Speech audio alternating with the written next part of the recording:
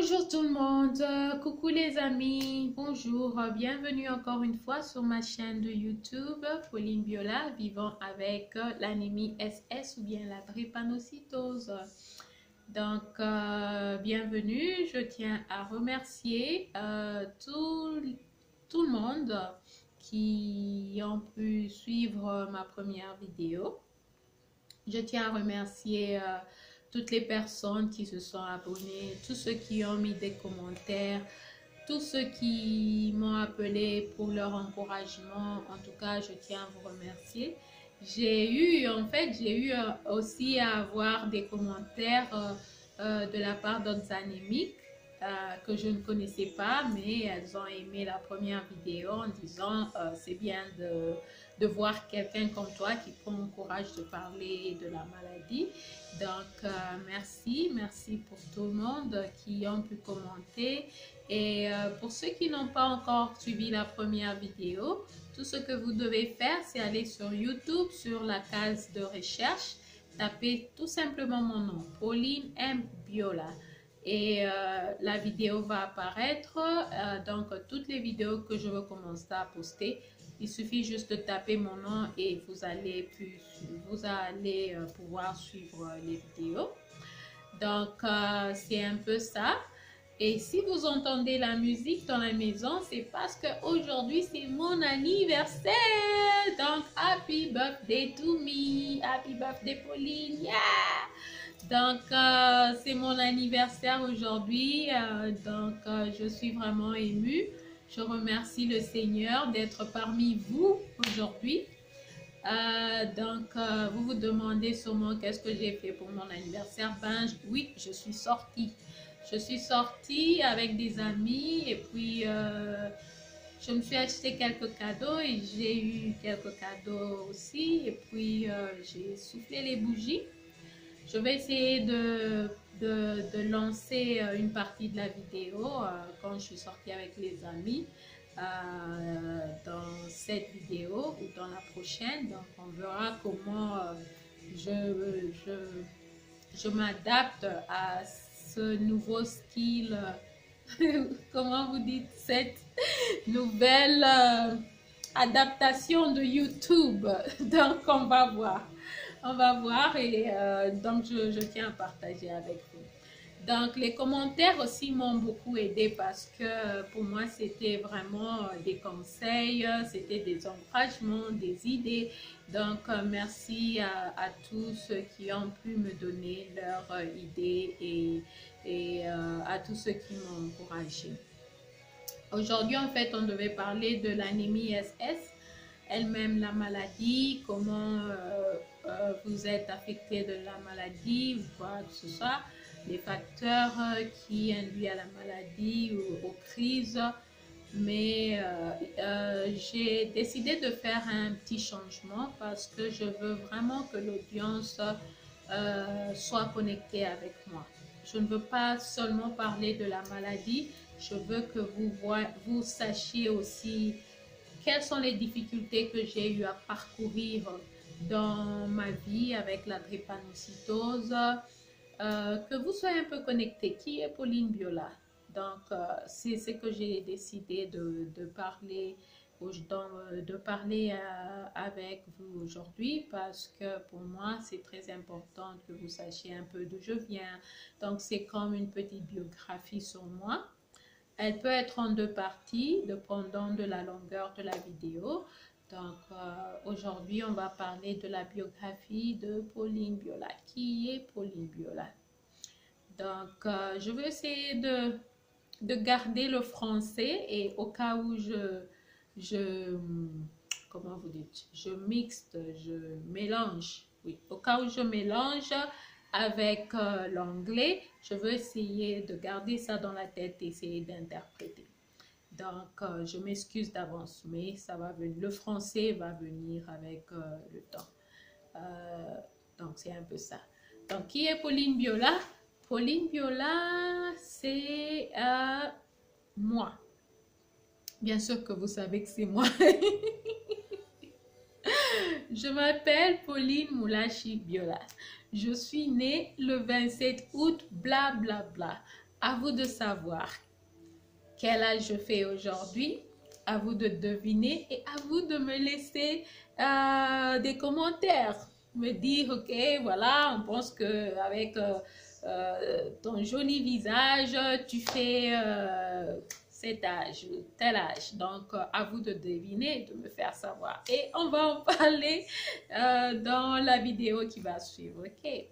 Donc, je suis née à Likasi et j'ai grandi là-bas aussi. Donc, mon école primaire, je l'ai fait à Likasi en fait. J'ai étudié à l'école Oustawi. Avant qu'on arrive même à l'école, je rebobine un peu. Donc, je suis née à Likasi le 27 août, bla bla bla. Je viens d'une famille polygame où mon père a eu à épouser 3 femmes. La première femme, ils ont eu 3 enfants. La deuxième, ils ont eu 10 enfants. Et la troisième, c'est ma mère, ils ont eu 6 enfants. Et parmi les 6 enfants, j'étais la seule à être anémique. Donc, pour ceux qui sont anémiques, pour ceux qui n'ont jamais expérimenté ça, je vous dis, ça n'a pas été facile pour moi d'être la seule malade dans la famille, la seule personne malade dans la famille.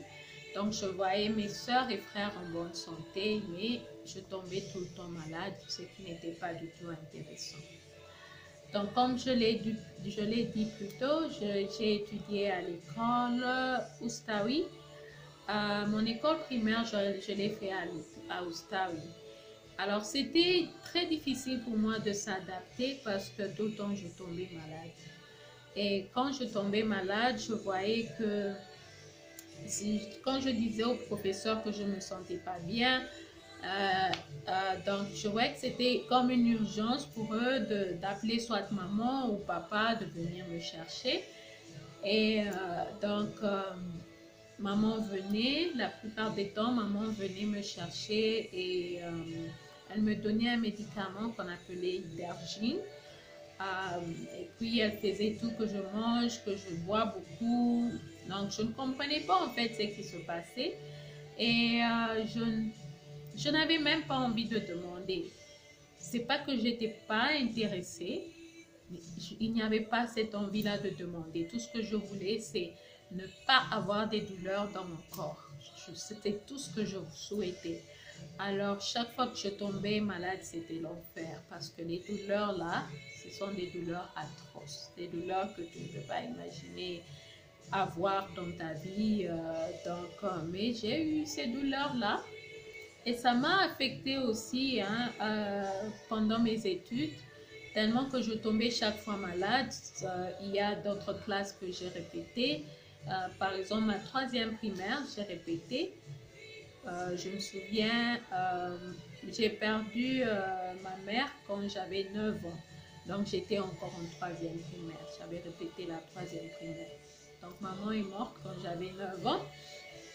Et avant sa mort, je n'ai jamais eu cette envie de demander, maman, voilà, qu'est-ce qui ne va pas avec moi? Pourquoi je tombe tout le temps malade? Je n'ai pas juste eu envie de demander. Je ne m'intéressais pas. Je n'ai pas aussi demandé à papa. C'était un peu difficile parce que d'autres enfants ne voulaient pas jouer avec moi. Hein. Ils disaient que non, il ne faut pas jouer avec elle, elle est SS. Il ne faut pas jouer avec elle, elle est anémique. Donc, je voulais jouer aussi comme tout autre enfant. Je voulais courir aussi, mais j'étais limitée. Les autres enfants il y avait même d'autres enfants qui avaient peur de me toucher. Les autres enfants, ils avaient peur de moi. Les autres enfants ne savaient pas ce qui se passait avec moi. Donc, ils me fuyaient. Donc, c'était vraiment difficile pour moi. Bref, j'ai pas vraiment aimé mon école primaire parce que c'était vraiment, j'étais tout le temps dans mon coin. Récréation, tu manges ton sandwich, personne ne veut s'asseoir à côté de toi, personne ne veut jouer avec toi, et puis après la récréation, tu rentres en classe. Donc, les douleurs étaient vraiment trop rapprochées. Donc, peut-être chaque semaine, chaque mois, j'avais des crises. Alors, donc c'était un peu difficile. Quand j'ai perdu maman, je ne savais pas qu'est-ce que c'était l'anémie SS. Et puis, on est monté sur Kin. À Kinshasa, j'ai fait mon étude secondaire à l'école Tumba. Et là aussi, c'était difficile parce que à chaque moment où il y avait des interrogations, de tests, il y avait des examens à faire, je bouquinais, hein. Je veux étudier parce que je sais que je suis une personne intelligente. Donc, je faisais de mon mieux pour être parmi les meilleurs. Et c'est ce qui était intéressant.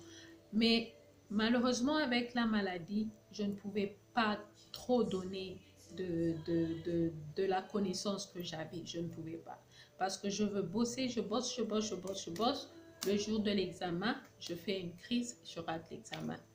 Ou bien les jours de test, je rate les tests. Les jours où il y a des nouvelles, comment on appelle ça, sujet, like new topic. Yeah. Donc, comme l'histoire, c'est le premier jour où on va étudier l'histoire, je rate et il faut chercher des amis, demander leur cahier pour aller copier à la maison. Donc, tu manques même les explications des professeurs. Donc, tu dois vraiment essayer de comprendre qu'est-ce que le professeur a parlé et tout. Donc, c'était un peu difficile, hein. Les rattrapages, là, c'était vraiment difficile pour moi parce que la plupart du temps, quand je tombais malade, tu rates les explications et quand tu bouquines, la plupart du temps, je bouquinais seule, j'étudiais seule. Donc, ce qui faisait aussi que c'était pas vraiment intéressant, mais parce que je savais que j'étais intelligente, donc c'était un peu aussi facile. C'était aussi quelque chose avantageux pour moi qui m'aidait à me rattraper facilement. Donc, quand j'ai été graduée, on me suivait d'abord à l'hôpital des anémiques. Le centre des anémiques, c'était le centre Ganda, si je me rappelle bien. Mais après, comme c'était loin, et puis je n'aimais pas, moi-même je n'aimais pas aussi, c'est pas parce qu'ils n'étaient pas bons, ils étaient très bons dans leur service qu'ils offraient aux malades. Bon, on habitait Mongafula, donc l'hôpital Mongolais était tout près. Et là, j'ai eu mon médecin traitant, était docteur Chilolo. Et il y avait docteur Louis-Marie, docteur Kazadi. Il y avait des infirmières que je connaissais bien qui m'appelaient leur enfant, maman Chantal, Léo Kadi, maman Jackie. Donc c'était vraiment chaque fois que j'allais, ils savaient comment me réconforter. Le docteur Chilolo, il y avait des fois où il quittait même la réunion parce que tellement les douleurs étaient atroces. J'étais agitée quand j'arrivais à l'hôpital. À chaque fois, on l'appelait, on dit que Pauline est ici. Et il va venir juste me voir, juste pour essayer de calmer les douleurs. Alors, pour moi, l'hôpital Moncolé, vraiment, ils ont été vraiment bons à mon égard et je tiens à les remercier pour ça. Alors, un jour après que j'ai terminé l'école secondaire, il y a le docteur Chilolo dans mon rendez-vous médical. Il me dit, OK, Pauline, qu'est-ce que tu vas faire? Je dis, je ne sais pas encore, mais j'aimerais faire la médecine. Comme ça, si je fais la médecine, je pourrais prendre soin de moi. Alors, il dit, c'est une bonne idée et tout et tout. Donc, j'ai dit, mais je suis en train d'y réfléchir. Je ne sais pas encore, mais je pense que je vais faire la médecine.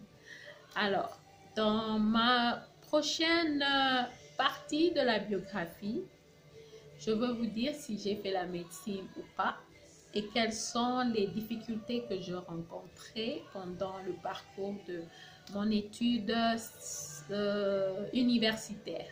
Yes, université.